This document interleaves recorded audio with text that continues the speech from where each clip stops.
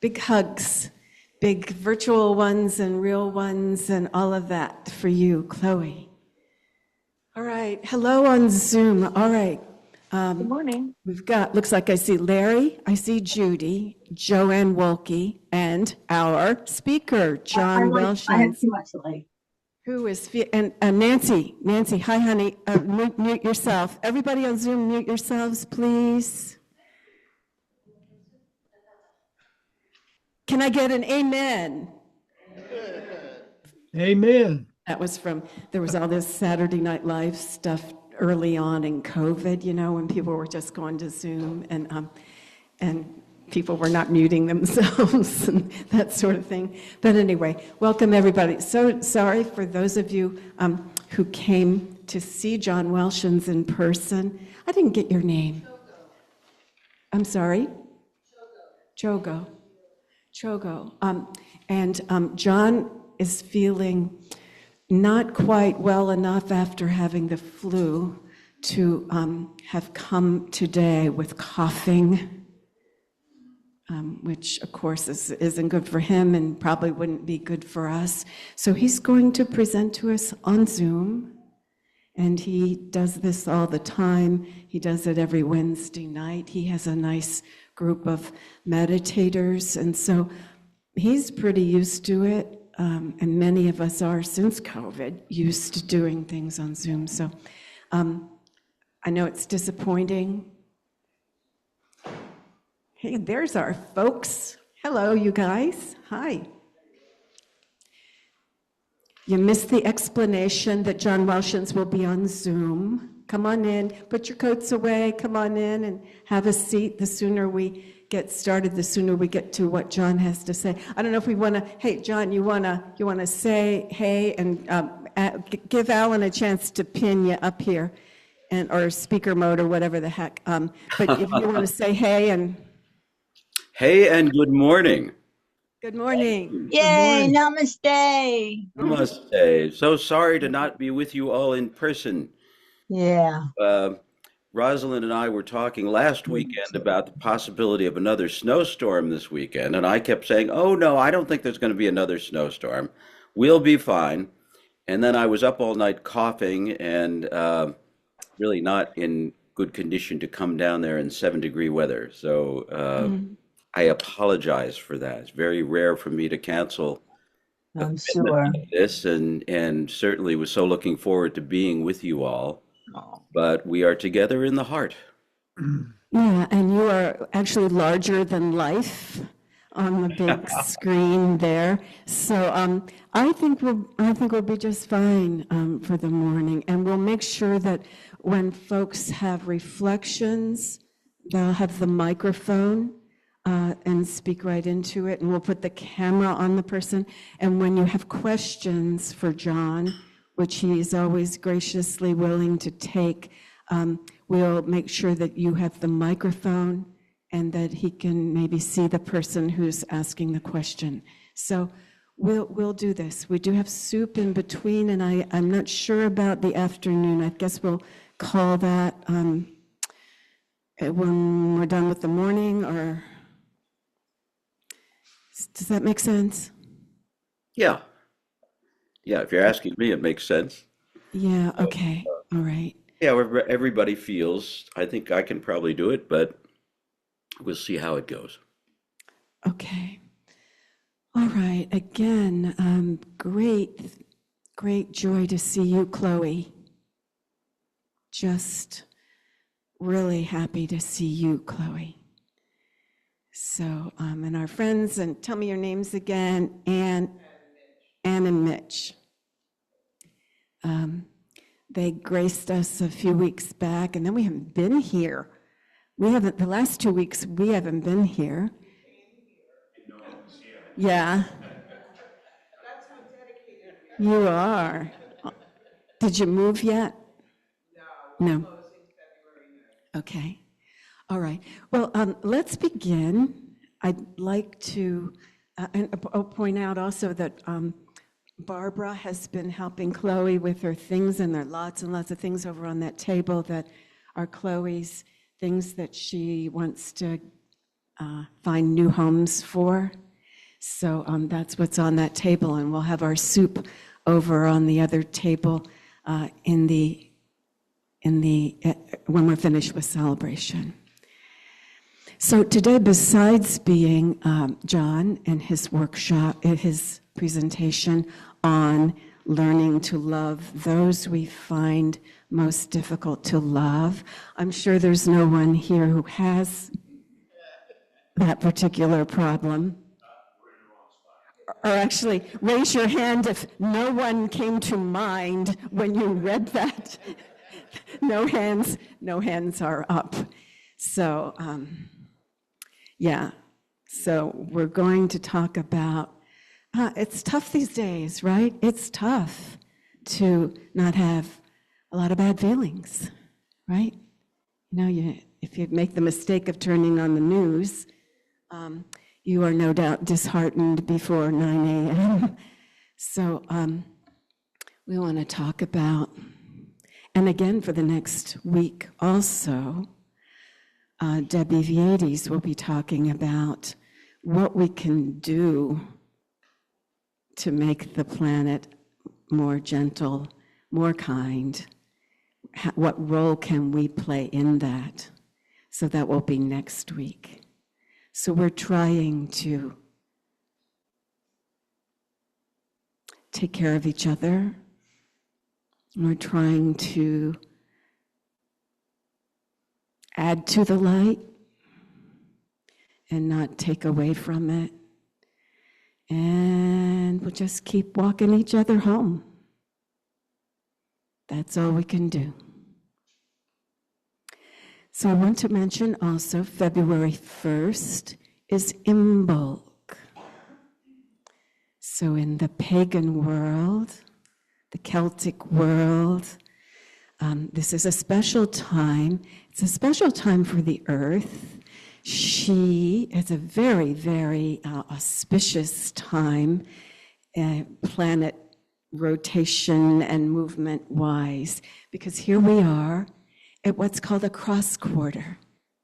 We're halfway between certain big days in the Earth's life every year, where, first of all, it's the darkest day, which we had in December with the winter solstice. And then in March, we'll have the spring equinox, when suddenly night and day are equal again. And we all rejoice in that. Right now, we're halfway in between. And in the world where Imbolc was something, it kind of goes without notice. God bless you, Andy. And the horseshoe came on. In our side of the world, we don't really pay much attention to these in-between times, except for Halloween, Samhain, which is the big one we all know about, that's halfway between the autumn equinox and whatever else, winter solstice, right? It's also a full moon. So great blessings right now from the standpoint of the cosmos, the universe. It's a full moon. I don't know about astrology, but I saw a little something that came yesterday about the full moon in Leo. This is the full moon for courage. And don't we need it? Need it.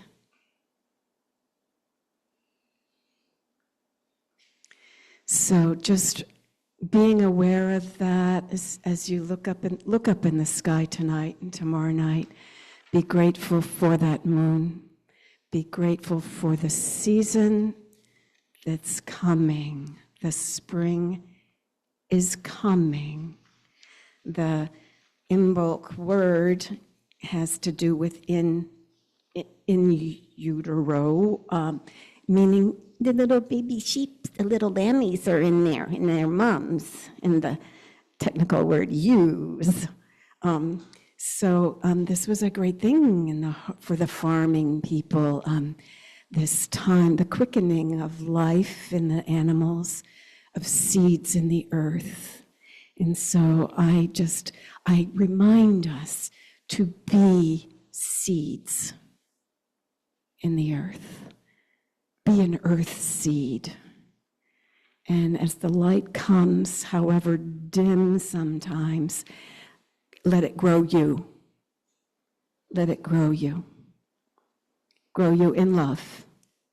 Today's all about love. Songs, thoughts, how we can love one another better. Here's a little thing from, some kind of Celtic dude that was writing about Imbolc. There's no right or wrong way to observe this day. Just do small things, whatever they may be, to come around the hearth with a feeling of springtime blossoming in your heart.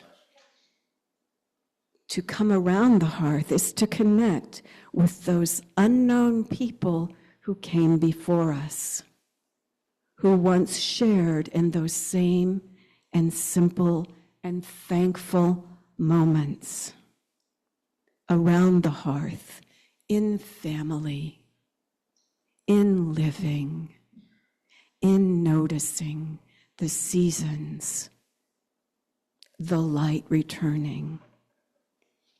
Above all else, there is a silence in the seasonal shift, a time where the mind finds rest and renewal, and that personal connection springs forth like the gentle sun of spring. There is the timeless quality of spending time in nature, that no matter the changes which occur in our world, the seasons will still change out there in the forests and the hills. The snowdrops, those cute little flowers, will still come up when the snow melts away and the sun comes back. It communicates with us in some, I love this, unspoken murmur going right to the heart. Imagine that. The world, the earth, Mother Earth, nature's creatures speaking to you in an unspoken murmur directly to your heart. Life goes on. The seasons change, and life goes on, and the light gets greater.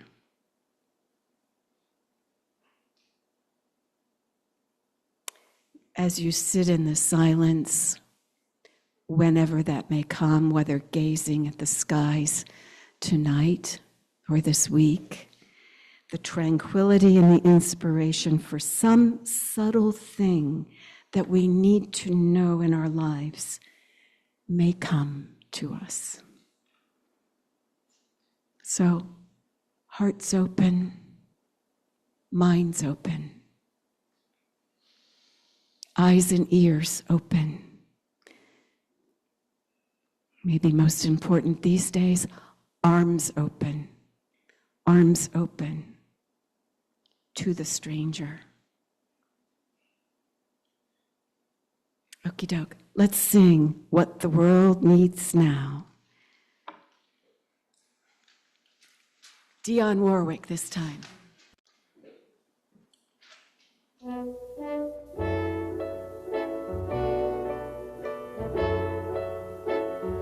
What the world needs now is love, sweet love. It's the only thing that there's just too little of. What the world needs now is love, sweet love. No, not just for some, but for everyone. Lord, we don't need another mountain. There are mountains and hillsides enough to climb. There are oceans and rivers enough to cross, enough to last till the end of time. What the world needs now is love, sweet love. It's the only thing that there's just too little of. What the world needs now is love, sweet love. No, not just for some, but for everyone. Lord, we don't need another meadow. There are cornfields and wheat fields enough to grow. There are sunbeams and moonbeams enough to shine. Oh, listen, Lord, if you want to know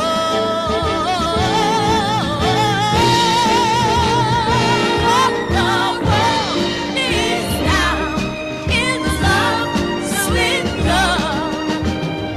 It's the only thing that there's just too little of. What the world needs now is love, sweet love. No, not just for some, but for everyone.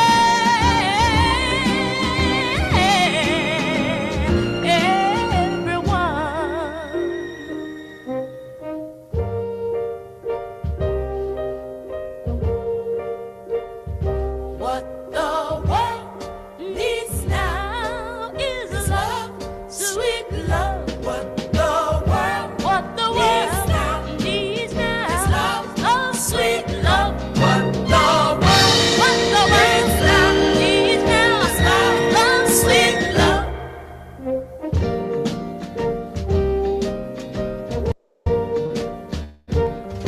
What the world needs now is love, sweet love. What the world needs now is love, sweet love.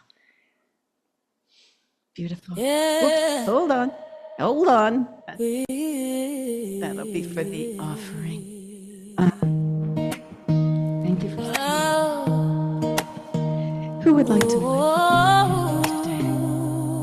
Norm?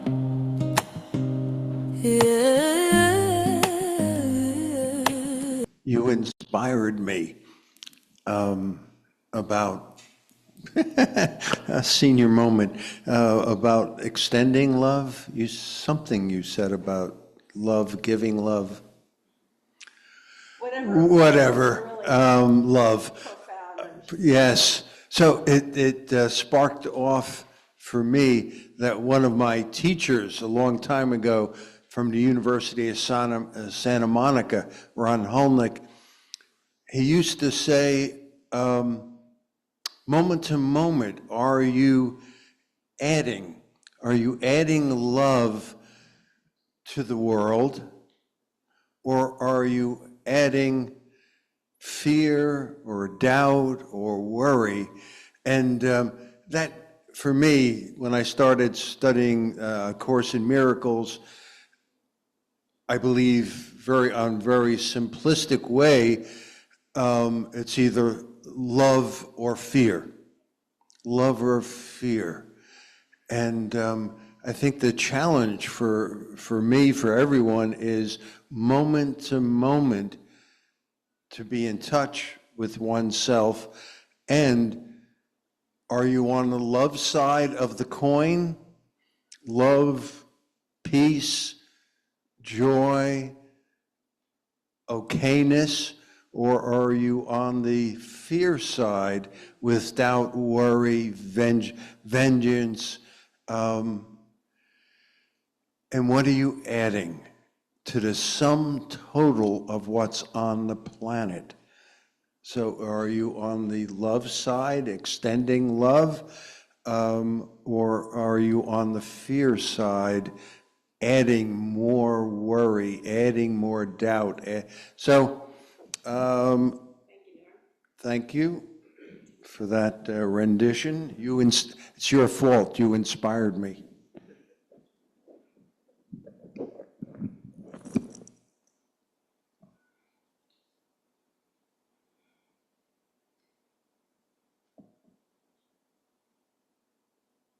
Thank you, Norm. There's Pam. Okay, we have a few faces that I don't know, and we'd love to welcome you and hear your name. Want to go ahead? Hi, yes, my name is Melissa. Melissa? Hey, Melissa, welcome. Thank you so much for everything that you said and blessing. Oh, good.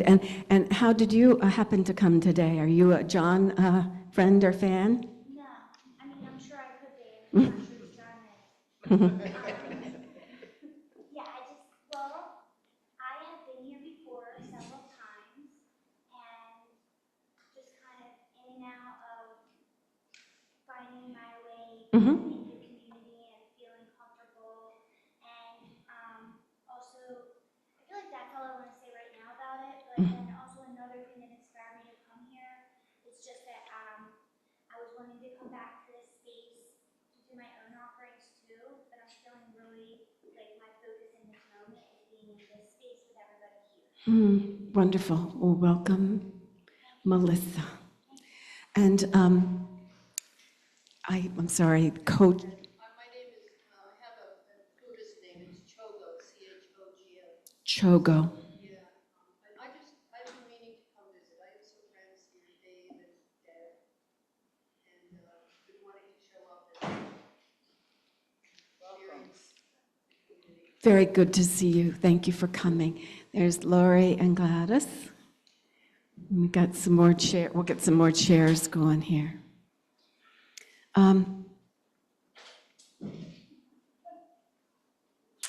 That's everybody I don't know. Yeah.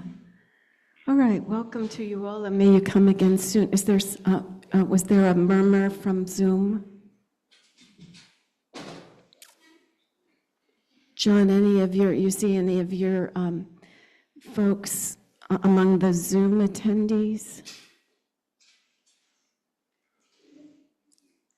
I don't see anybody that isn't from Pebble. Hi, Barbara. Okay. What about announcements? Are there any other announcements? Barbara Wycamp has one. So we've been helping. Microphone, just so it gets on. Hello, everybody. We've been helping Chloe move for over a week. It's getting down to the count. We'll do the final move on Thursday. It might not be the final, but we would like people, maybe Pam Johnson, I know I asked her already, but oh good, she's in, but just to help her unpack because she's going to have to sleep there that night. In the afternoon, it would be on Thursday the 5th. The other thing is, if anybody can come on Monday, we're going to be there from let's see, between 1:30 and 3:30, just for a couple hours, just to help. Tomorrow, yeah.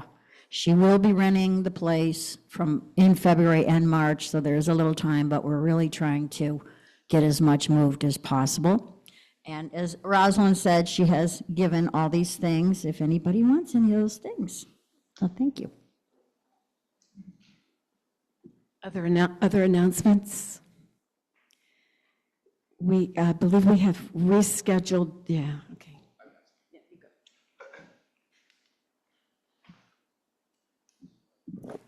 Good morning. So the community building circle that we were scheduled to have the end of, I believe last Sunday, that was canceled because of the weather. We have rescheduled it. We're looking at Sunday, March 1st. I believe that's the date, right? Sunday, March 1st. So it'll be right after celebration, and we'll have food. We'll serve lunch, and this is a third of our series of circles around communication skills and how do we communicate with each other in good ways, in healthy ways. How many people have been part of the previous ones? I'm just curious by raising of your hands. Okay, great.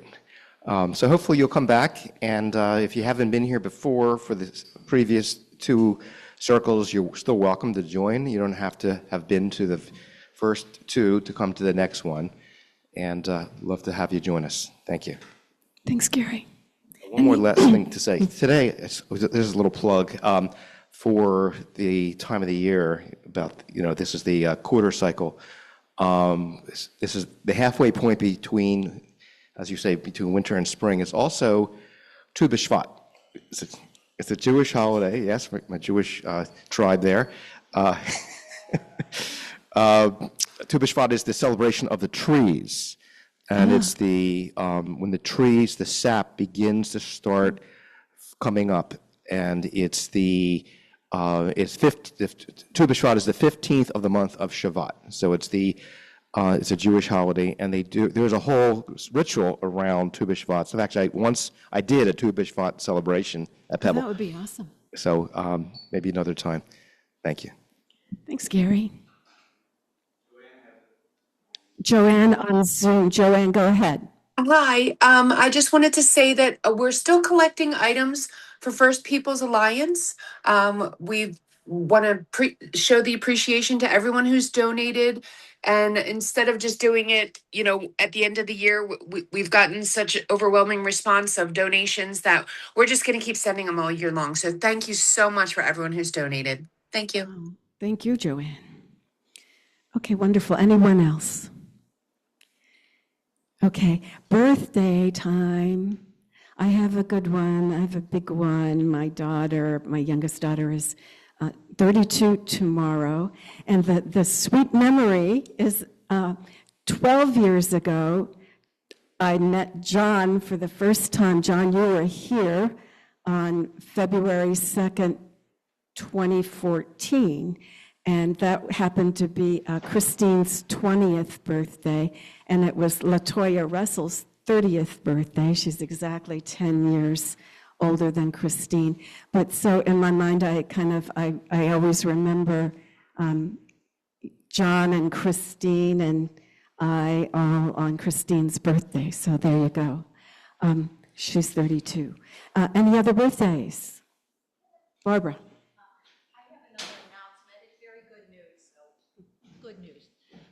I'm going to be performing at the James Laura House. Everybody's invited for the Oscar Hammerstein Museum, a benefit. Yes, it's going to be a Sunday, March 22nd at 2 o'clock. I'll have postcards soon to give you. It's a $20 donation, which I think is reasonable. So I'm very excited, and everybody, I would love you to be there. I just wanted to tell you. Okay, great. Other. It's my mom's. Joanne? It's my mom's 79th birthday on the 30th. It just passed. She turned 79, Loretta. Loretta, bless her heart. How's she doing? She's doing well. She's has minor health issues, but all in all, she's doing well and in good spirits. Good. All right, thanks, Joanne. All righty. Barbara, other Barbara. The Barbaras are out in force today. And we were out in force yesterday with Chloe. That was meaningful. Pecans. We had a great trip, the train trip, the trip to Koinonia, and I have pecans for sale. So see me. Chloe, you're here. Wow. I was look over there. Welcome. Thank you. And the pecans have been blessed, so they will make you good and healthy and live twice as, it'll add 10 years to your life. Barbara promises. All right. For a moment, let's think about the people in our community that we are most concerned about. So if you go to the quiet place in your heart, please, where the flame of healing and love burn bright, I know. Let's remember all the people who need our prayers and this world that needs our prayers. We are surrounded by the light so bright. We are surrounded by God's healing love light. We are surrounded by the light so bright. We are surrounded by God's healing love light. I ask for prayers for all who have no shelter in this time. whether this be humans or animals, may all be safe. May all find shelter. I ask for your prayers for the people in this country living in fear. We want everybody, Norm, to be able to feel nothing but love. But sometimes the fear is overwhelming.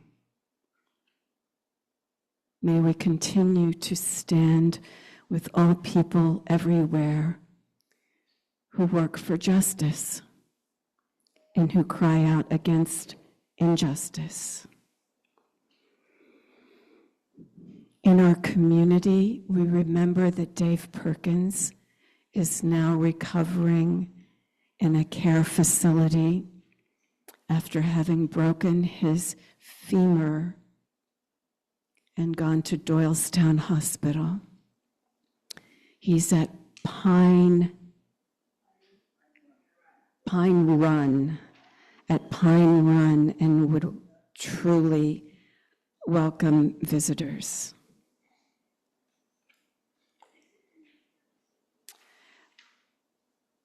Chloe's always on our list, and she's here among us. Wanda Canfield is on our list, and we remember her every week with so many health issues. We hope John gets all better. He's got a workshop, in-person workshop this weekend. He needs to be recovered for. May everyone who has illness, sadness, suffering of any kind, be well. Please say the names of the people that you're concerned about.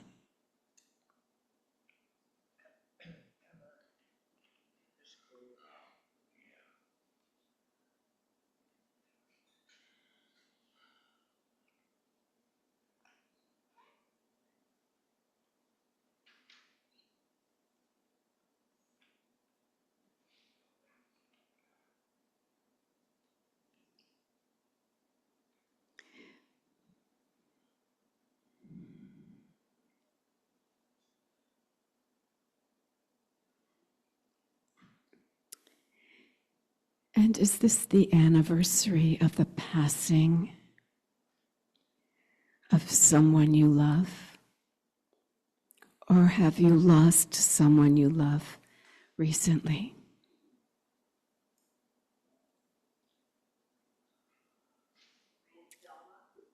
And Thelma, Barbara, did you say? And Pam?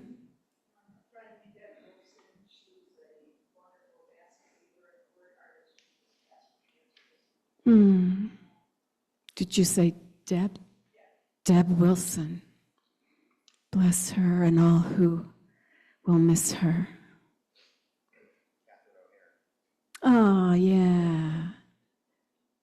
Catherine O'Hara from Schitt's Creek. Not that that's where we are or anything.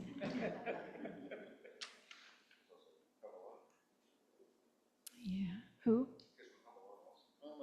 Yes, from Home Alone, better known from Home Alone, probably. Yeah. We've all done that, right? Left a kid home when we went on vacation. Okay. So, remembering those we've lost, which leads me to this song. There's been a wealth of beautiful songs written in tribute to those we've lost in Minneapolis. I started to say, and elsewhere, let it not be elsewhere.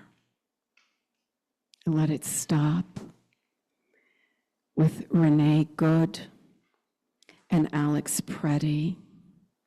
So they're memorialized in the song we're about to hear. You might we'll pass the offering baskets, and you might want to just close your eyes and listen.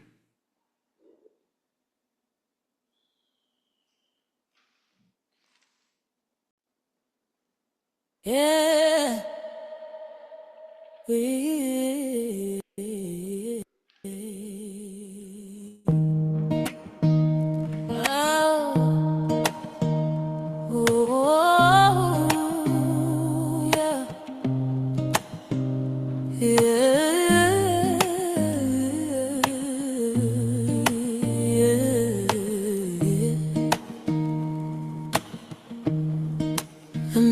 Mississippi's flowing, but the water's feeling cold. Another story in the Twin Cities that's already been told. 2 lives gone in a flash of light, a silver streak of lead. Now there's a silence in the kitchen where the laughter was instead. I'm looking at the headlines and I'm looking at the street in Minnesota. My heart is with you. How many more heartbeats are they gonna take?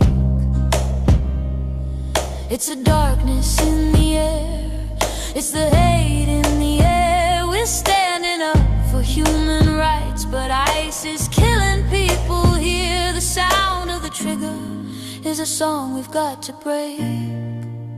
For every mother crying, for every soul at stake. So lay the weapons down and leave the innocent alone. There's enough bloodshed running through this town. We don't need another murder, we need a brand new start. We need to bridge the distance between every human heart. Well, peace is what we need, it's the breath we have to take.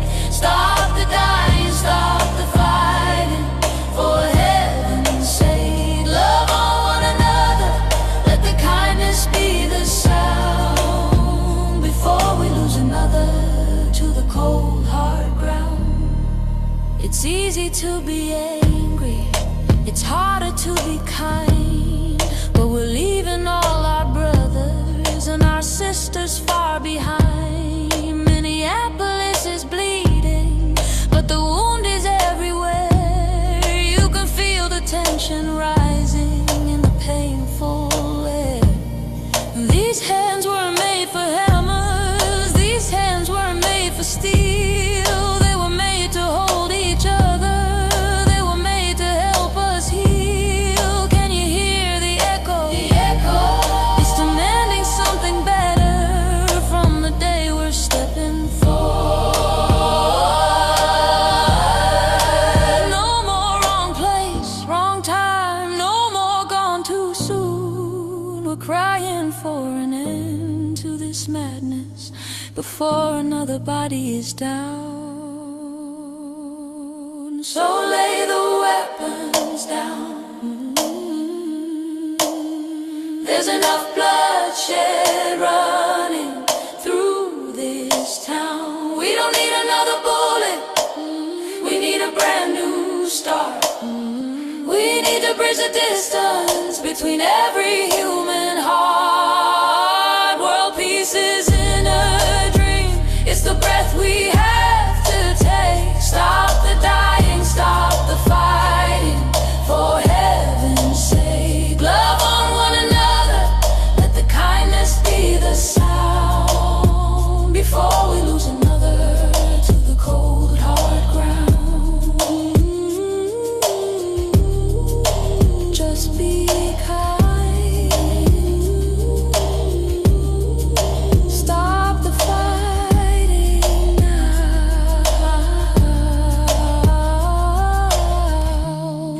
Minneapolis, we hear you. The world is waiting for the peace to come. Love on one another right now.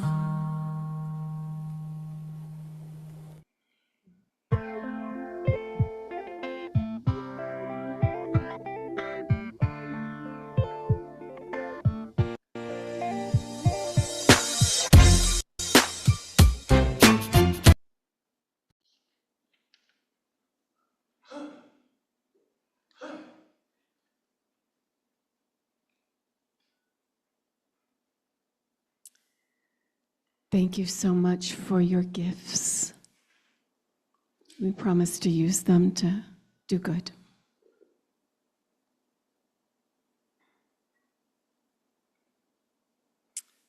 Okay, we'll do a little techno thing here and make sure that we get Ramananda, John Welshons on this big screen.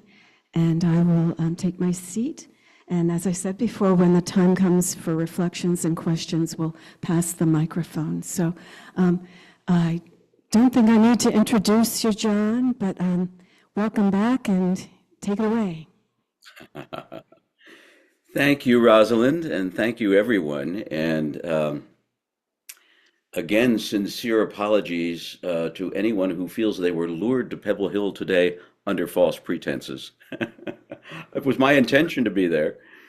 And before we get started, I just want to recognize that my dear beloved partner Maureen Murray is with us this morning. So she's on Zoom. Hello, Maureen. And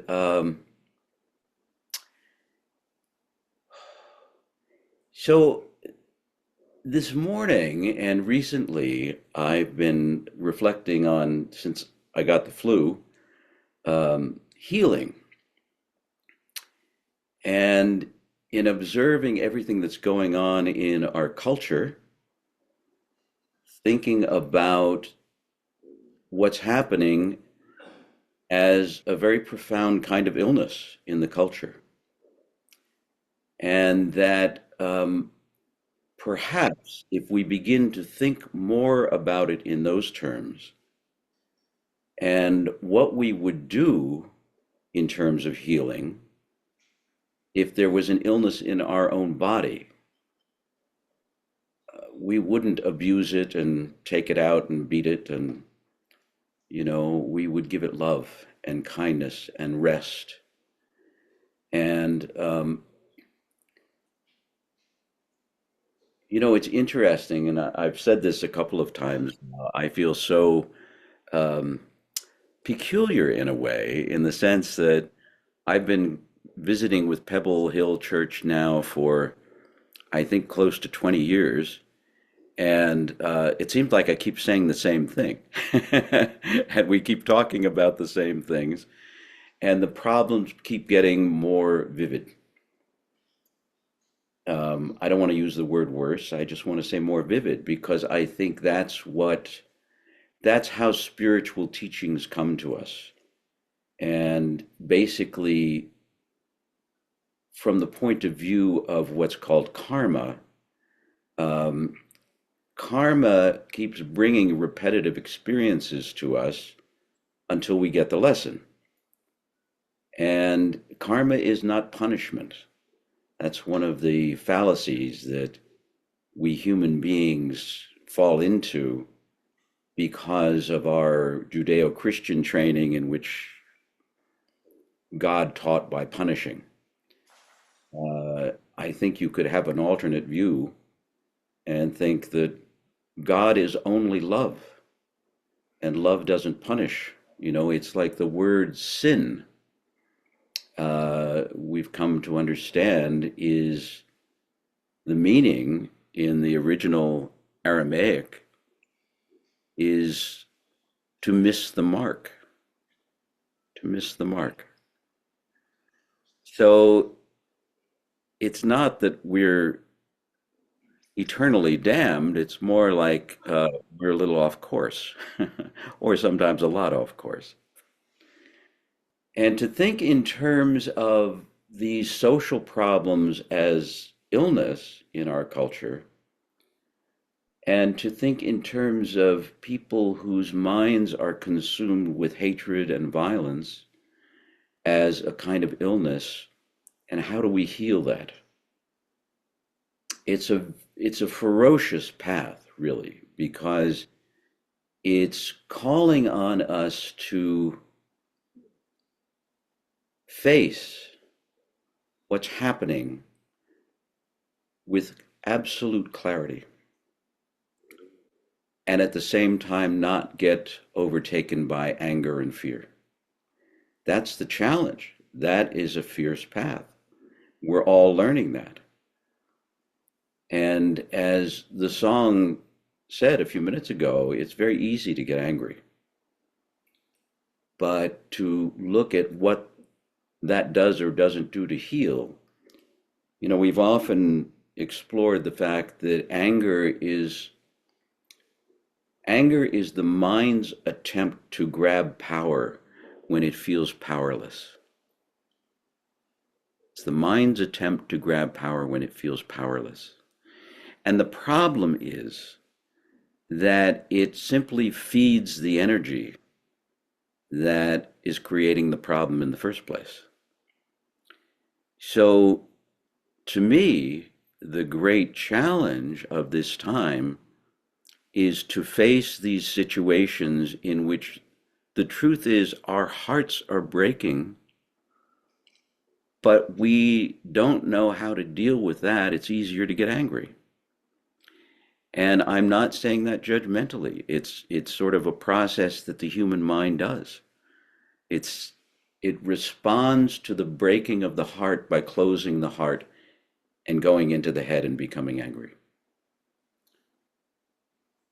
How do we learn to cultivate compassion for people who actually literally believe that the more angry they become, the closer to happiness they'll be? You know, the Dalai Lama is quite extraordinary, and I think I probably shared with you in the past that as he goes throughout his day, whatever he's doing, whoever he's interacting with, he's constantly repeating a mantra in his head, and the mantra is, everyone wants happiness, doesn't want suffering. So when we see images of people committing acts of violence and cruelty against their fellow human beings, it's an interesting challenge to try to flip that around and realize that that is a perverse search for happiness, or a perversion of the search for happiness. And to realize in our own experience that there's no way, I mean, if you think about the times you've been most angry, first of all, one of the questions to ask is, when you feel anger arising in your body and your mind, the question really is, what is it that I'm feeling sad about? What is it that I'm feeling frightened about? Because those are the real experiences in anger, and the anger is that process of trying to find power where you feel powerless. So if we can shift our attention and our focus so that when we see these incidents that cause our hearts to break, and we recognize the powerlessness we feel, like, what can we do about it? And part of the answer, not the entire answer, but a big part of the answer is, what are the things that we can always do? In other words, we may go through life thinking, oh, there's a big problem in Minnesota, and I live in New Jersey or Pennsylvania. But the problem is everywhere. It's like the illness in the culture is everywhere. And there have been so many causes of it that it's almost like if you take a step back, you can see the culture building up to this crescendo for decades. I think, for instance, that one of the things that has been problematical is that we have actually taught our children to witness violence as entertainment. And once you begin to see violence as entertainment, you're capable of most anything. So it's something to really reflect on. What messages are we sending to the children in our culture? And children grow into adults. Many of us are older than a lot of the people who are participating in what's happening in Minnesota and around the country.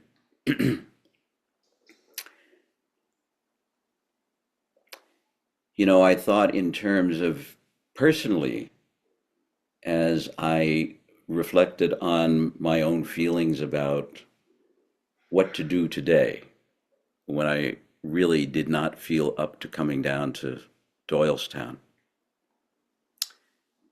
And I was thinking about when I was writing the book, One Soul, One Love, One Heart. And the subtitle is The Sacred Path to Healing All Relationships. Now, I knew at the time that was an audacious subtitle. The Sacred Path to Healing All Relationships. What did that mean? Well, what I was endeavoring to portray in that book was that everything in our lives is a relationship. Until we recognize the oneness of everything, we're looking at things, people, events, our own body, our planet, our universe are all objects, and we have a relationship with them or to them. And I was just noticing this morning as I've gotten older, I just turned 75 last year and generally feel really good, but you know, I have had an experience of the flu this past couple of weeks. And I looked at how my focus has changed because of relationships, for instance, because of having Maureen in my life. You know, she's seen me through a couple of bouts of pneumonia, which she didn't enjoy, and, you know, has basically implored me to be more cautious. And I have a sister who's 80, who's been in the hospital since Christmas with a variety of physical issues. And another sister in Kansas who's 93. And I thought, you know, I have people who count on me, not just friends and students, but family who rely on me. And part of my life has to be a recognition of those relationships so that I don't become a burden to people who love me, to the extent that I can avoid that.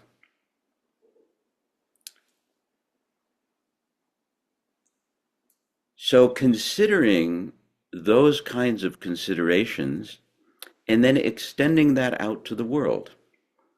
You know, Maureen and I live in a large high-rise condominium building. There are 275 units in the building, 275 people, although in many of the units there's more than one person. So let's say probably about 500 people living under one roof. And it's interesting that we could just be ships passing in the night. And we notice strange things like you can live in this building. There's a man who lives next door, a very lovely man. We only see him a few times a year. And so the simple things that we can do to bring more love into the world, more kindness, more presence, to spend more energy and attention focusing on our neighbors and just being friendly, offering love, offering kindness, offering a smile, offering an ear to listen when there's a story to tell. And fascinating. As I think I started teaching meditation when I was about 25, so 50 years ago. And I've been practicing meditation for about 7 years at that point. Now I have a meditation group online, as Roz mentioned, and also I have periodically a group that meets here in our condominium. And it's a very interesting group because it's a group mostly comprised of people in their 70s and 80s. And they come in on their walkers and canes and so on. And they're some of the best meditation students I've ever had. And part of that is that we've been realizing for years that one of the core problems in our culture is that we have such an odd relationship with aging and dying. And I remember, I've told the story that when my friend Ramdas turned 50, he said, I think I need to start talking about aging. He'd been talking about dying already. So he said, now I've turned 50, I better talk about aging. And I said to him, isn't it a little early? I was 30 at the time. And he said, no, I don't think so. And I realized the grace, the beauty, the blessing that those of us who have been looking at the process of aging and looking at the process of dying and realizing the inevitability of if we stay in these bodies, they're probably going to age. And no matter how long we stay in them, they're definitely going to die. And there's a lot of the underlying sickness in our culture that is rooted in not acknowledging that. And living in this perspective that we're going to live forever and that we don't like to talk about things that upset us. And that we've developed this propensity to sweep the things that we don't like under the rug. So that I think that partially what's happening right now in the culture is that the pile under the rug has gotten so high that we can hardly see over it anymore. And these things are starting to ooze out from under the carpet that we've been sweeping them under. And it has to do with so many things that we wind up with a government that is saying things that are so outrageous and doing things that are so outrageous. And we think, geez, what on earth? I could never have imagined this happening. Well, that's part of the problem, that we could never have imagined this happening. One of the most fascinating teachings I ever came across that I still don't know the exact source. I think it was Edgar Cayce, the great clairvoyant. But Edgar Cayce said, I believe it was him, that part of karma, part of the reason that we incarnate on earth is that we have to experience anything we can't imagine. Now, when I heard that, I started imagining all the most insane things. But I missed a few things, obviously. It's fascinating to see how often people are saying that I could never have imagined this happening. So, another perspective on the spirituality underlying our experience of life as human beings is that you could say that this universe is created in order for that which we sometimes call God, that which creates and sustains this universe, to experience everything. To experience everything. Now, we'd like it to just be nice and fun and beautiful and loving and kind and joyful. But I wonder sometimes about the stuff that's in us, the stuff that's in us that we've swept under our own carpet, and how it comes out. You know, one of the most interesting things that I remember, a very dear friend of mine who's a unity minister, who, as I began to speak out many years ago against what I found unsettling about what was happening in our government, and referred to it at times as the darkness or the shadow side of human beings. And this friend of mine looked at me very lovingly, but very wisely said, "Be careful your own inner darkness doesn't come to the fore as you're protesting what you perceive to be darkness." And I think that is one of the most important aspects of this time. Years ago, when I studied with Dr. Elizabeth Kubler-Ross, who was probably the easiest way to say it is probably the inspiration behind the hospice movement in the United States. She was actually a Swiss-born psychiatrist who had come to the United States after the Second World War.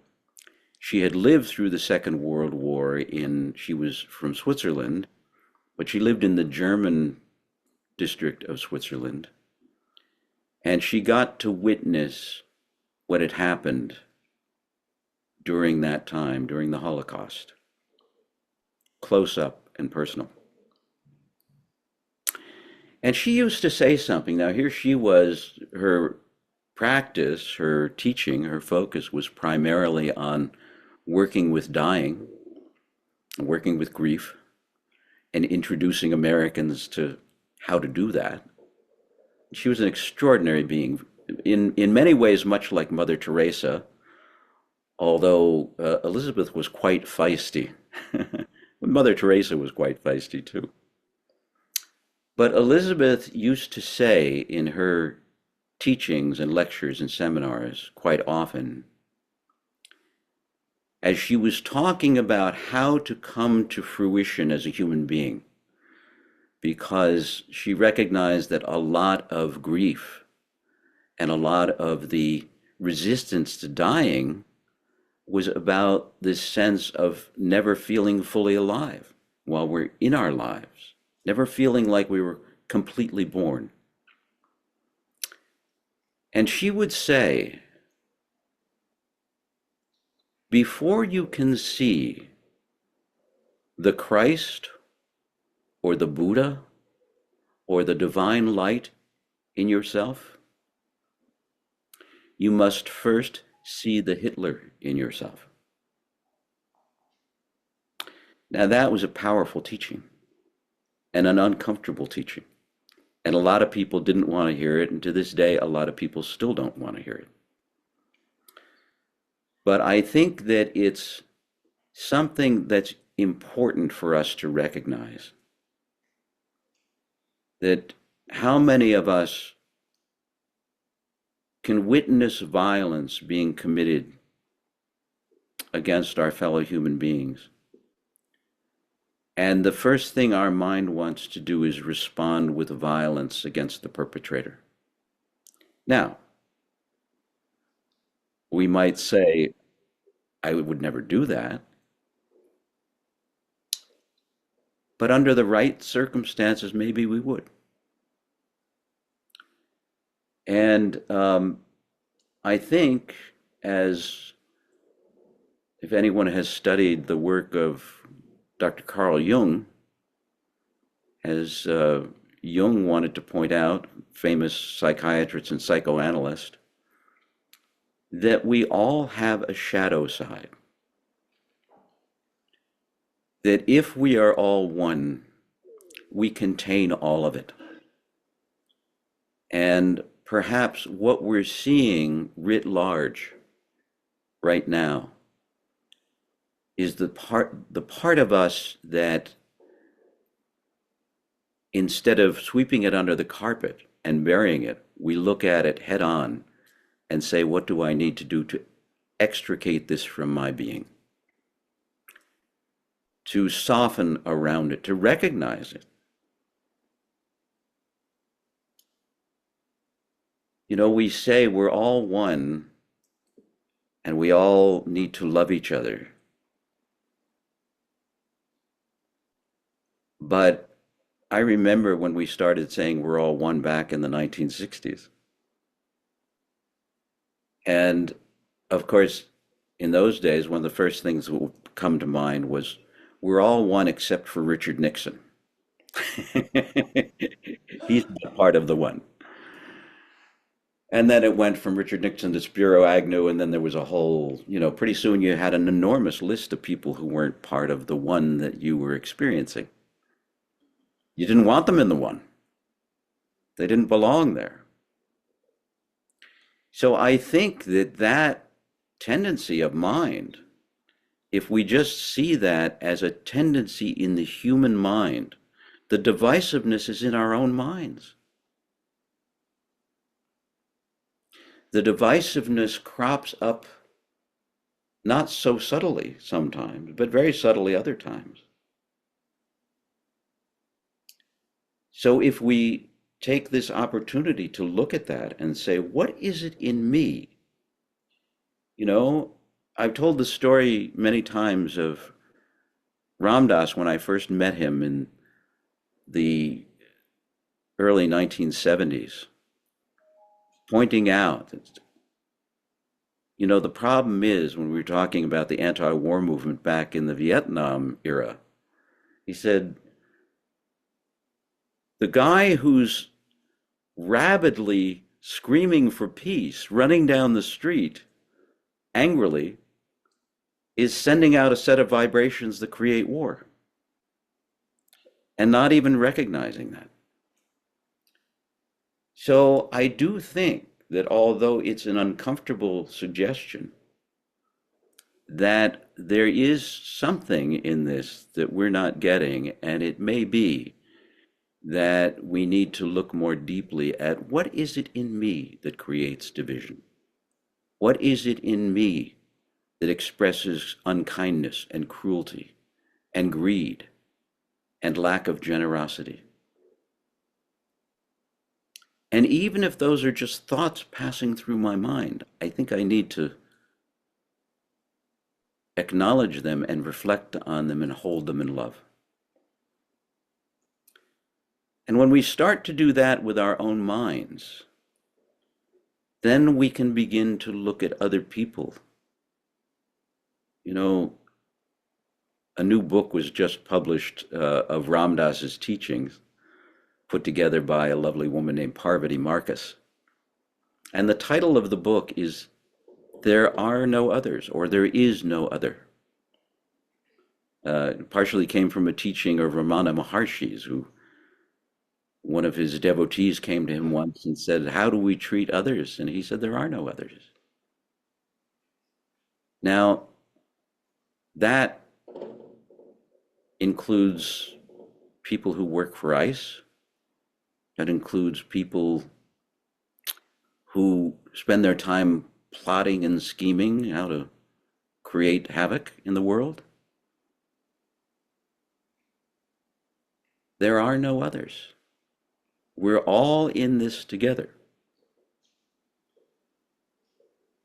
And the acknowledgement of that, the willingness to look at ourselves, our own minds, and what it is in us that creates division and treats people as others, and do what we can to heal that. But first, it takes acknowledging it, recognizing that it's there, it's here inside us. It strikes me that perhaps the healthiest response when we observe these horrific events that have been happening is simply to cry. I mean, that's getting to the core of the real issue. And it's the pain of separation. You know, I was watching in my own mind years ago, one of Ram Dass's teachings was, he and I were talking, and I was talking about being angry at my father. Most of you have heard the story many times. But he looked at me and he said, don't you understand that all anger is anger at God? So I said, no, I don't understand that. Can you explain it to me?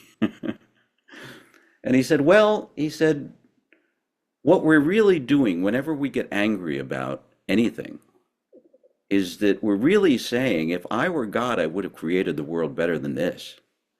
You know, if I were God, I wouldn't have created a jerk like this who acts this way. And then he looked at me and he said, because we were talking about my father, he said, your father's just being the way God made him. That's his problem. If you get angry about it, it's your problem. And that was when he said to me, why don't you see him as your guru? That's very interesting to see people that upset you as your guru. Fascinating. What does that mean? Does that mean that you're venerating them and placing them on a pedestal? Not necessarily. What it means is that perhaps the guru's job is not just to remind us that we are all divine light and we're all one and we're all love, but to point out to us the places in ourselves where we don't recognize that, and the places in ourselves that we have constructed barriers to recognizing our oneness and to living in the love that is the essence of who we truly are. The interesting thing about it is that it's really just living in love that brings us happiness. Going back to the Dalai Lama's mantra, everyone wants happiness, doesn't want suffering. So people are not generally, although all evidence to the contrary sometimes, human beings are not generally setting out consciously to cause suffering for themselves. They may consciously try to cause suffering for others because they think that that will make them happy, or it will relieve their own suffering in some way. But at the core, everyone wants happiness, doesn't want suffering. So the path to beginning to love those you find most difficult to love is to recognize that love, that place of love within us, is the place where we want to be, where we want to be happy, where we want to live in peace and joy.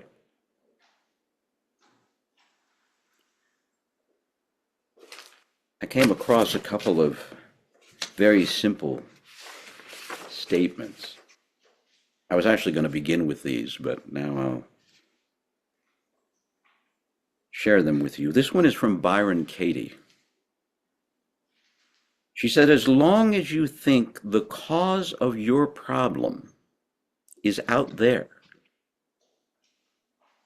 as long as you think that anyone or anything is responsible for your suffering, the situation is hopeless. It means that you are forever in the role of victim. And in fact, you're suffering in paradise.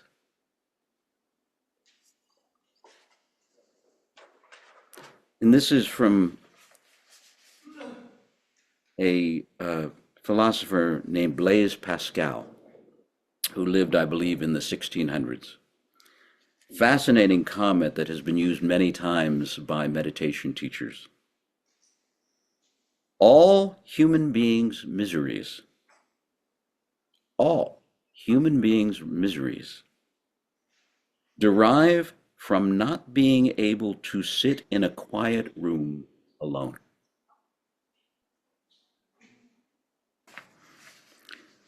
Interesting, because just yesterday I came across a quote from a friend of mine who's a musician, who was talking about another musician who was a famous musician in the 1960s who died of a heroin overdose, as many did, as many have. And he was referring to this person, and he said Mike was like just an extraordinary artist, an extraordinary musician, extraordinary creativity. He inspired so many people. But he said he was the most agitated person I ever met. He couldn't sit still. And died very tragically. But that's an interesting concept, you know, to see that much of what our culture is about solving that misery of not being able to sit alone in a quiet room. Fascinating. What would that be? That you can't stand the sound of your own mind? You can't deal with the agitation in your own body? And this simple statement from Albert Schweitzer, when we're talking about loving others. Albert Schweitzer, constant kindness can accomplish much. As the sun makes ice melt, kindness causes misunderstanding, mistrust, and hostility to evaporate. Fascinating. Constant kindness can accomplish much. As the sun makes ice melt. Fascinating reference. As the sun makes ice melt, kindness causes misunderstanding, mistrust, and hostility to evaporate.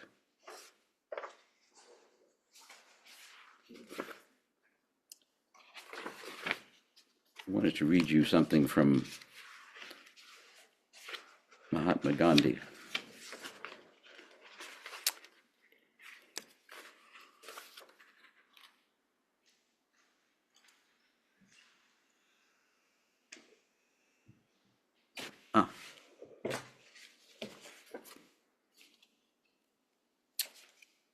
Mahatma Gandhi, nonviolence in its dynamic condition means conscious suffering.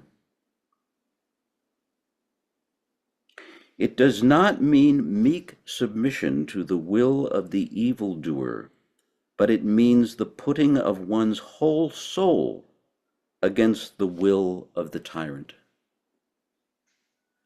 Working under this law of being, it is possible for a single individual to defy the whole might of an unjust empire, to save his honor, his religion, his soul, and lay the foundation for the empire's fall or its regeneration.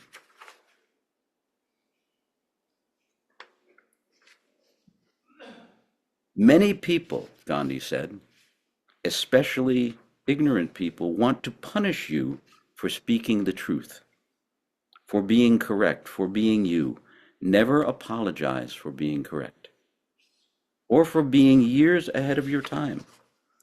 If you're right and you know it, speak your mind. Even if you are a minority of one, the truth is still the truth. But he always encouraged us to do it with love. If you're endeavoring to punish other people with your truth, if you're endeavoring to make them feel less, that plants a seed of corruption in the whole system that will cause it to fail. But if you can do it with absolute love, it's like the other day, a fellow in our meditation class was talking about his work with hospice and how difficult it was. And my recommendation, as it would always be, would be when you're speaking to someone who's in a body that's dying, obviously, try to remember you're speaking to another soul, just like you. It's just that their body is going through something different than your body is going through right now. But in that place of oneness, where we're all one, that's where the communication really happens. And it's true in the same way of people with whom you disagree. That anything that generates more separateness is going to create more problems. But if you can talk to the soul, to the heart, to the place of compassion in that other human being, then you have a chance of being heard and giving a message that could be truly transformative.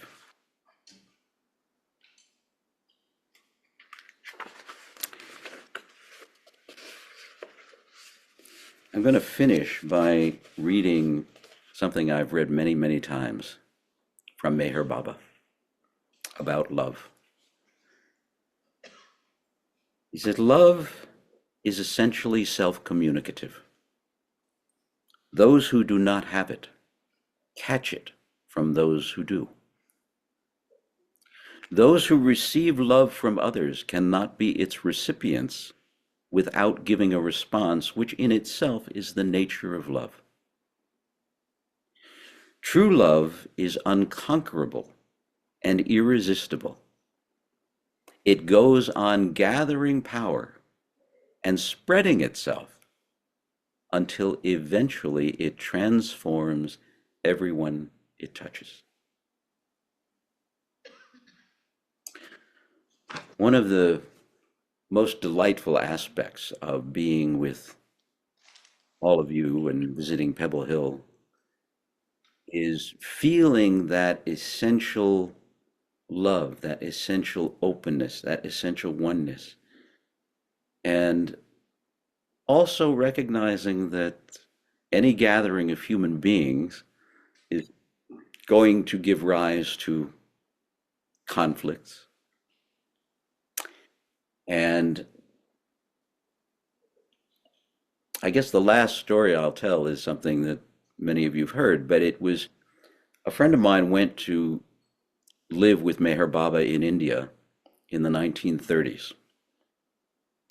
And it was a group of about 30 Westerners, Americans and people from England and Europe, who met him on his first trips to the West and went to be with him in India, to live in his ashram. And her name was Kitty Davy. She was from England, and she was telling me this story. And she said, we went to be with the guru, and we were all so excited, and we thought, he's so beautiful and so wonderful. We'll just be in bliss all the time. And they got to India, and he took them on a beautiful tour of India when they first got there for about 3 weeks. They went to see all of the, the Taj Mahal and all of the wonderful, beautiful, exquisite beauties of India. And then he finally said, okay, now it's time to go back to the ashram and get to work. When they got back to the ashram, it wasn't a 5-star hotel. And the food was not 5-star food. And he did something that was fascinating. He said he was going to choose who would be paired up as roommates. It would be two to a room, and Meher Baba chose who the 2 people would be in each room. And then he chose what work they were going to do around the ashram. And so they started out in bliss in their 3-week first-class tour of India, but within 3 or 4 days back at the ashram, they were all miserable and hating each other and yelling at each other and carrying on and wanting to go home. And finally, they said, you know, it's all Baba's fault because he has us doing jobs we don't like, and he has us living with people we don't like. And, you know, what could he be thinking? So they demanded a meeting with him, and he set the meeting for the following day. And they came in and they looked at Meher Baba, and he was sitting there looking very sad. And he said, okay, what's the problem? As if he didn't know. And they said, well, Baba, you know, we came here to be with you and go to God. And you've paired us up with people we can't stand and given us jobs to do that we don't like doing. And we've decided that if we could just exchange roommates and jobs with each other, we could each be happy and then we could go to God. And Meher Baba said, well, it's true, we could do that, but what would you learn? So if you could look at the difficult people in life and the difficult situations in life, and instead of reacting and doing what the mind habitually does, which is to say, this shouldn't be the way it is. These people shouldn't be the way they are. This situation shouldn't be the way it is. I could have designed it much better if I were God. And just say, what is it in this that's causing me to shut down and not see and feel oneness? And how can I see and feel the oneness in this difficult situation with these difficult people? So it's shifting from expecting the world to change into what we would consider paradise to recognizing that the world is what it is. It's a school, and sometimes the teaching is very difficult. So to all of us, I send a blessing that we get better at doing that. Namaste. Thank you all. Questions, comments are now welcome. Folks, who's got a question? Gary?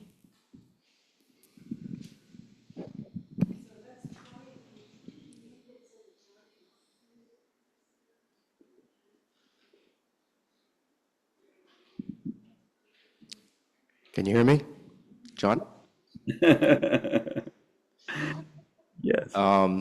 So I thank you for that teaching. I think it's a beautiful teaching. It's I find it challenging. I think it's a constant process to look at one's shadow and see. I believe that has a lot of value, what you say, and to find love for those who we experience sometimes as threatening. And I think about what's going on in the world today with the current administration, and so I'm curious what your response would be to those who push back to try to defend democracy and who want to really assert against what is threatening and not just to succumb to it. And I'm wondering what your thoughts are about that, or your responses to that, in terms of not giving away power and sometimes saying, no, this is not acceptable. This is not, we have to fight for our democracy. What's your thoughts? I'm curious how your response to that. What do you think about that? Thank you. Well, you know, it's interesting. Maureen and I have just finished watching Ken Burns' story of the American Revolution. And the level of violence that was involved in the creation of this country as we know it. And it was gruesome. But I would suggests that perhaps we went through that once, we don't have to go through it again. That maybe this time we can create at a higher level. Gandhi's perspective on it was that, well, again, nonviolence in its dynamic condition means conscious suffering. It does not mean meek submission to the will of the evildoer, but it means the putting of one's whole soul against the will of the tyrant. So it isn't passive, but it's nonviolent. And he recognized that people would die. And his feeling was that if a government is killing its own citizens and they're not resisting, the horror of that becomes vivid very quickly. And he felt that it wouldn't be possible for the British, in the case of the British and the Indian people, for the British to continue committing violence against the Indian people. The world wouldn't be able to stomach it. And you know, I think part of it had to do with the British sense of propriety and, you know, realizing they were having to see their own shadow. And they didn't like it. And they didn't want that to be their statement in the world. But I think that it does take a tremendous amount of courage, and you have to believe that that is the better approach. That feeding into the violence is only going to create more violence.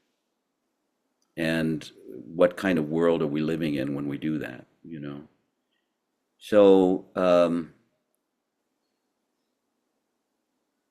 I think that the struggle that I'm trying to suggest is really the struggle against our own minds.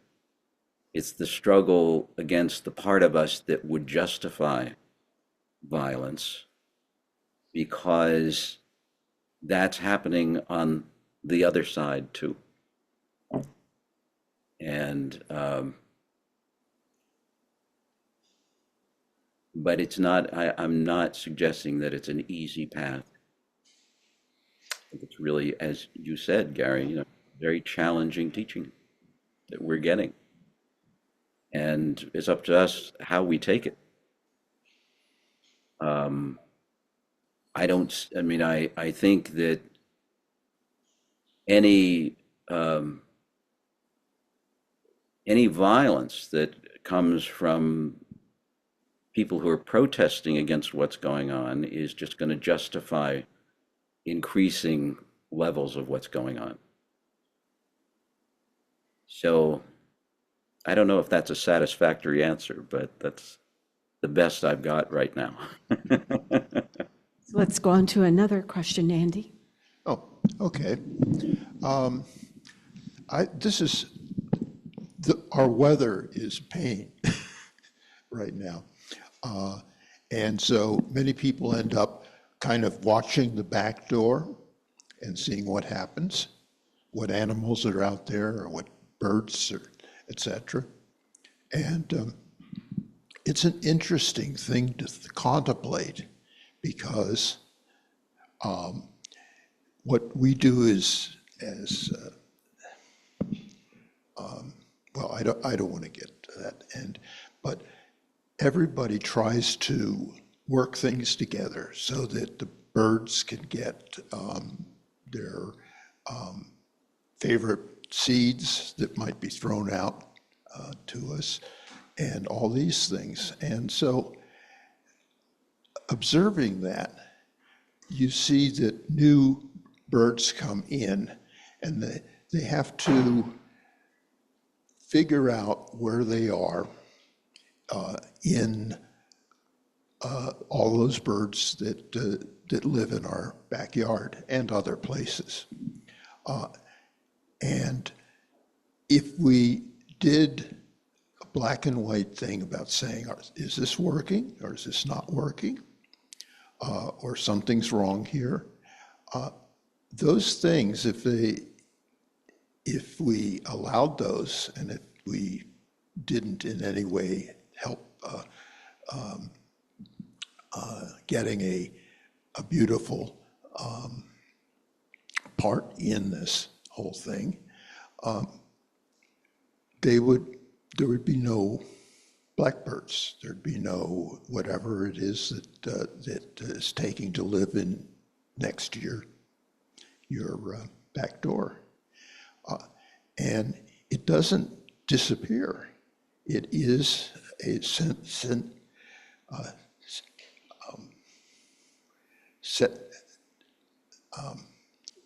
it works as a community. And there's obviously big birds, small birds, etc., and eating different things. But unlike the way we talk about what's happening here, there is always birds in the back door, at the back door, and they are always taking advantage of what you might put out to them to eat, and you make a little community, and this community doesn't disappear. And what I'm trying to say is that we see things in a sort of black and white thing, and we see things that are not being done right, and all that. And these little birds, if I can say it that way, do this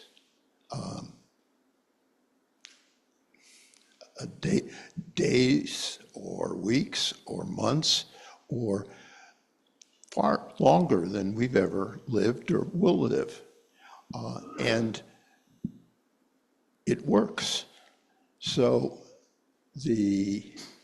what I'm trying to say is the problems, if we look at what's out there as problems or good or bad or any of that sort of stuff,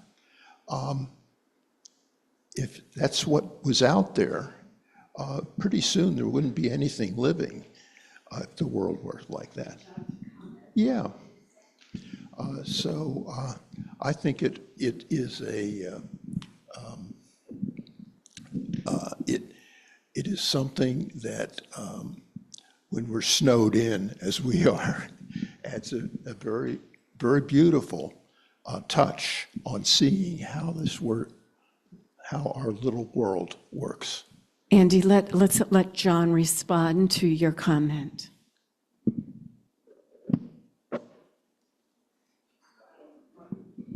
Hold on, we just have you muted.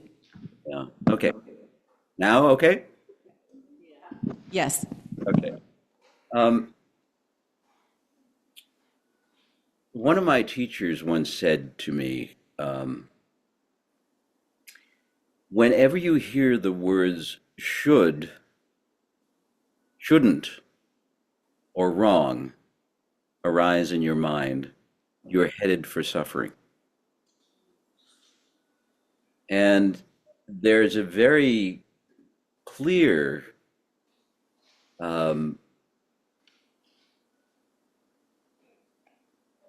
conflict that can arise in many human beings, and your use of the natural world and the birds that come to the back door is such a beautiful image, because most of us who really take an open-eyed, open-hearted look at the world of nature realize that there is a lot of what we might call cruelty and injustice, and it's just nature doing its thing. And Darwin talked about the survival of the fittest and so on and so forth. And so I think that was a very interesting statement that whenever you hear the words should or shouldn't or wrong arise in your mind, you're headed for suffering. Now, to me, it feels like we as human beings have a capacity and perhaps a responsibility to at least endeavor to express oneness as clearly as we can.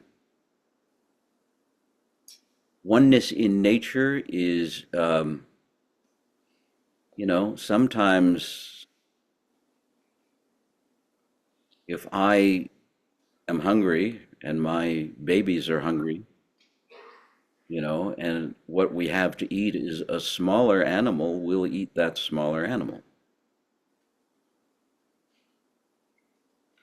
As human beings, we don't have to do that necessarily. So perhaps that our consciousness is giving us the opportunity to interact with this world in a way that really becomes a true expression of oneness.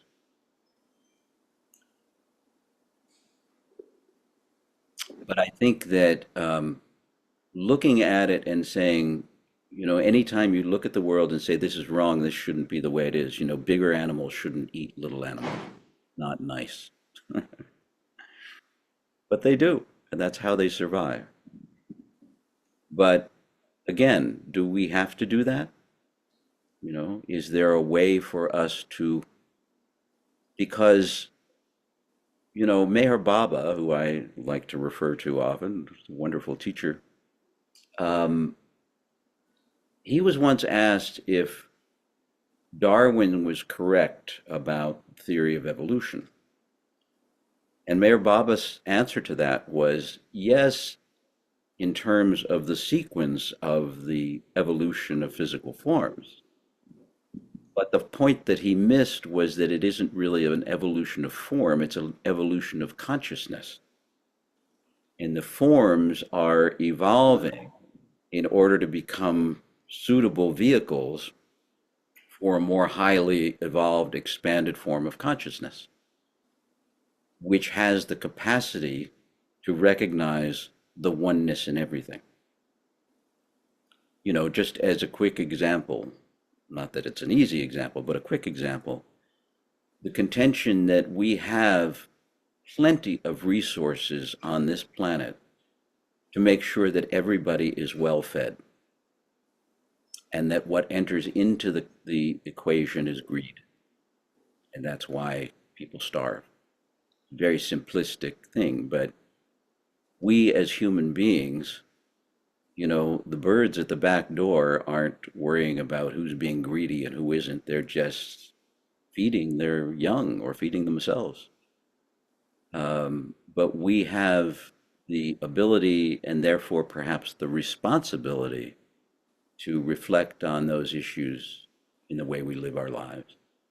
So thank you for that. I think that was I'm going to be thinking about the birds at the back door for the rest of the day. Okay, so John, so we are now at about 12:15, and I'm wondering if how many folks could stay if we continue with the workshop on Zoom from 1 to 3. Who's in? Please be, because we're yes. Okay, great. Okay, I think we've got John. Are you still good with doing that? Far as I know. Okay, all right, well, why don't we plan for that? We'll continue on Zoom, people. So great news, because I don't think we were planning to be on Zoom in the afternoon, so folks that aren't here at all, will be able to see that. So, We don't get soup. and we've got soup. We've got soup. Got soup. Just on Zoom, we don't get soup, but we'll No have soup on Zoom. Yeah, yeah. We'll make our own. As the fortune cookie says, you have to be present to win.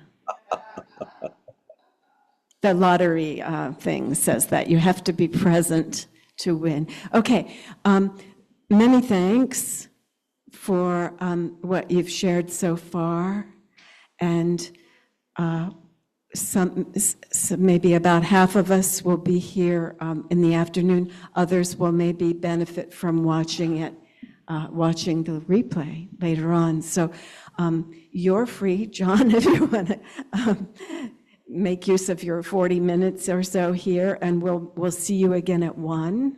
Okay. And have, I believe, probably some meditation during that time also. Yes. Good. Okay. Thank you very much, and we'll save any more questions. Oh, okay. So thank you, and Barbara has an announcement. If anyone wants to keep workshopping, the Peace Center is sponsoring on Zoom today from 4 to 6 a workshop to process grief and trauma about the situation with ICE in Minneapolis. And if someone wants the Zoom. Well, it's on Zoom. The whole workshop is Zoom 4 to 6 today. All right, we do have a closing song, so really don't have to do a closing song, but we've got one. If you want to boogie a little bit to Where Is the Love, and we'll bring our soups up. And stay for soup even if you're not staying for workshop. John, I will see him soon.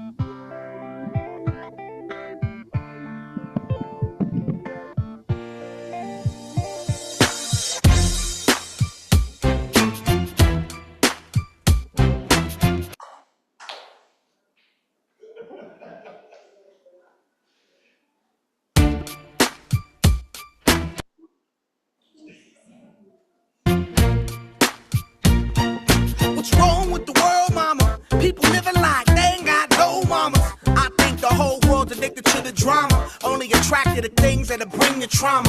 Overseas, yeah, we trying to stop terrorism, but we still got terrorists here living in the USA, the big CIA, the Bloods and the Crips and the KKK. But if you only have love for your own race, then you only leave space to discriminate, and to discriminate only generates hate. And when you hate, then you're bound to get irate. Yeah, madness is what you demonstrate, and that's exactly how anger works and operates. Man, you gotta have love just to set it straight. Take control of your mind and meditate. Let your soul gravitate to the love, y'all. People killing, people dying, children hurt and you hear them crying. When you practice what you preach and what you turn the other cheek. Father, Father, Father, help us, send some guidance from above. These people got me questioning. Where is the love? Where is the love? Where is the love? Where is the love? The love? It just ain't the same, always in change. New days are strange, is the world insane? If love and peace is so strong, why are there pieces of love that don't belong? Nations dropping bombs, chemical gases filling lungs of little ones with ongoing suffering as the youth are young. So ask yourself, is the loving really gone? So I could ask myself, really what is going wrong in this world that we living in? People keep on giving in, making wrong decisions, only visions of them dividends. Not respecting each other, denying thy brother. A war's going on, but the reason's undercover. The truth is kept secret, it's swept under the rug. If you never know truth, then you never know love. Where's the love, y'all? Come on. I don't know. Where's the truth, y'all? Come on. I don't know. Where's the love, y'all? People killing, people dying, children hurt and you hear them crying. When you practice what you preach and what you turn the other cheek. Father, Father, Father, help us, send some guidance from above. These people got me questioning. Where is the love? Where is the love? Where is the love? Where is the love? I feel the weight of the world on my shoulders. As I'm getting older, your people get colder. Most of us only care about money making. Selfishness got us following the wrong direction. Wrong information always shown by the media. Negative images is the main criteria. Infecting the young minds faster than bacteria. Kids wanna act like what they see in the cinemas, yeah. Whatever happened to the values of humanity? Whatever happened to the fairness and equality? Instead of spreading love, we're spreading animosity. Lack of understanding leading us away from unity. That's the reason why sometimes I'm feeling under. That's the reason why sometimes I'm feeling down. It's no wonder why sometimes I'm feeling under. Gotta keep my faith alive till love is found. Now ask yourself, where is the love? Where is the love? Where is the love? Father, Father, help us, send some guidance from above. These people got me questioning, where is the love? Sing with me, y'all. One word, we only got one word, that's all we got. One word, and something's wrong with it, something's wrong with it, something's wrong with the world, yeah, we only got one word.